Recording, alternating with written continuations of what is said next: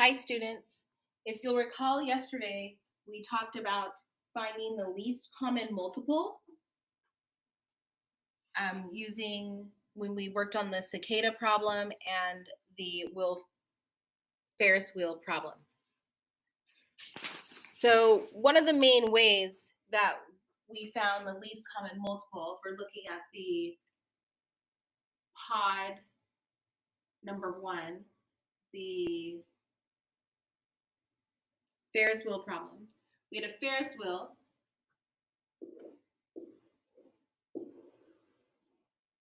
that did a revolution in 60 seconds.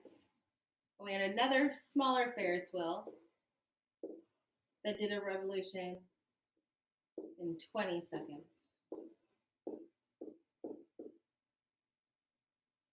And the main way we showed to get there is we either did a picture or we made a list. So we listed 60 multiples of 60, and then we did multiples of 20. And we came up with this value here, which is the least common multiple.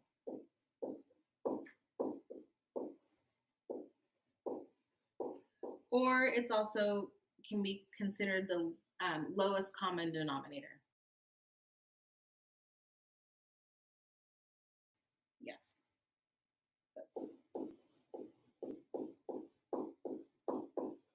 So I want to give you another tool to quickly find the least common multiple, because if you'll recall, when we did the cicada problem, we did 13 and 17 years, and we wanted to know when those cicadas would pop back above the earth together.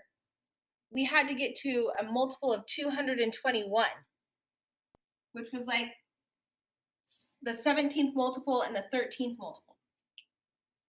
So using our knowledge of factor columns, I'm going to show you how to find the least common multiple. So here we have factor columns.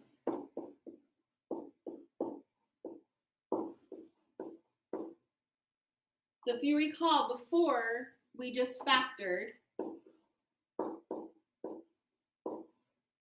one number. So I want you to factor 60. And we're doing prime factorization. So I want you to pause the video right now. In your notebook, find the prime factorization of 60. Once you are done in your notebook doing it, push play again and you'll see the solution. So remember, you're only factoring for prime numbers. So 3 goes into 60, 20 times. 2 goes into 20, 10 times. 2 goes into 10, 5 times.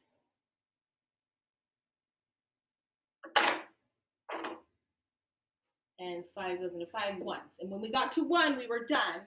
And our prime factorization, we write in exponential notation as 2 squared times 3 times 5. So we're going to expand upon this tool. So again, we're finding the least common multiple. So we are using factor columns. So using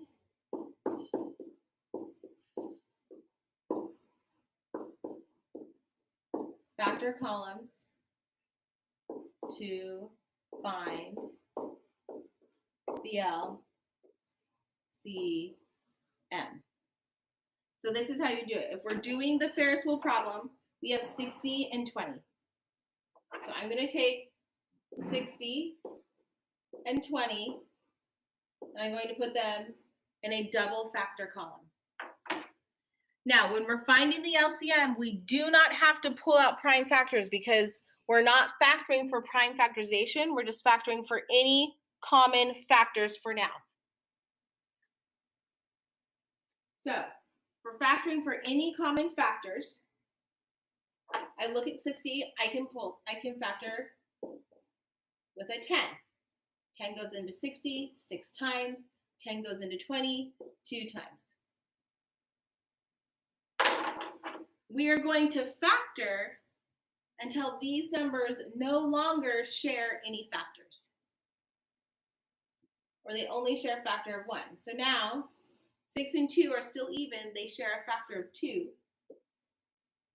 So I'm going to 2 goes into 6 3 times, 2 goes into 1, 2 goes into 2 1 time.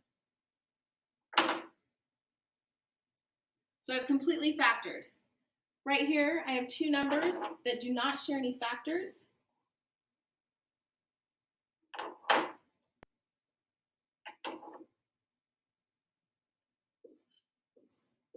Do not share factors. Numbers that don't share factors, they have 2 possible names. They can either be called co-primes, or they can be called relatively prime.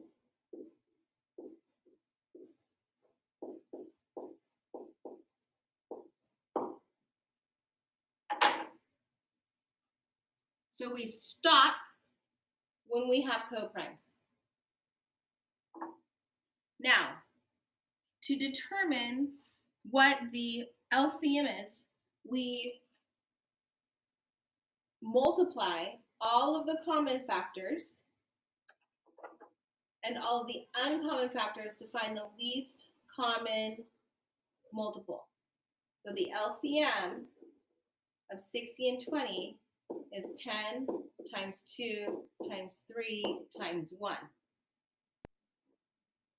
So we have 10 times 6, which is 60, and that's the LCM.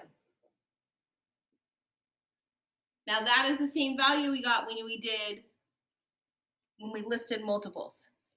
So for the middle school wave for finding LCM, we are going to do factor columns. You're going to have time in class now to practice factor columns. You'll have some word problems. I'm going to stop the video right now. The substitute give you a worksheet. You're going to do the work in your notebook. You're doing LCM and you're doing factor columns. I want everyone to practice factor columns. Good luck.